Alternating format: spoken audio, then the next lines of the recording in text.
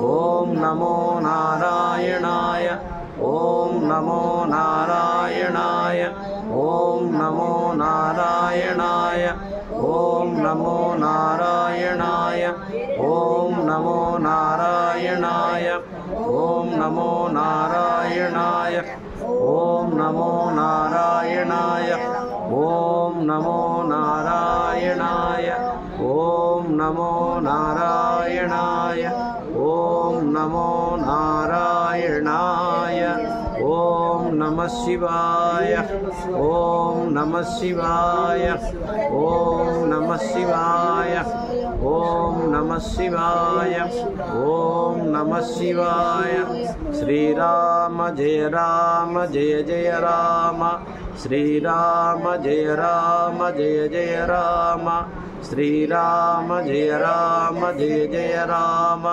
శ్రీరామ జయ రామ జయ జయ రామ శ్రీ హనుమతే నమః. ఆత్మీయ బంధువులారా, శుక్రతాల్ ఇది చాలా పవిత్రమైన పుణ్యభూమి.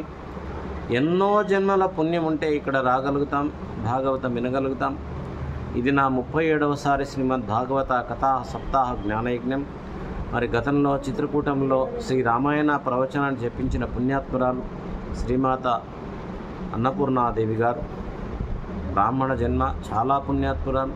అనేక పుణ్యక్షేత్రాలు నిరంతరం తిరుగుతూ తనకున్న చిన్నపాటి పెన్షన్తో మరి రామాయణం దాదాపు చాలా డబ్బులు ఖర్చు పెట్టి చిత్రకూటంలో చెప్పించారు. తర్వాత ఇక్కడ కూడా శుక్రతాల్లో శ్రీ భాగవతాన్ని చెప్పిస్తున్న పుణ్యాత్మురాలు. వారికి ఆ శ్రీమన్నారాయణుడు, పార్వతీ పరమేశ్వరులు ఆయురారోగ్య ఐశ్వర్యములు చేకూర్చుదురుగాక. శుభం భవతు. ఓం నమః శివాయ. శుభం.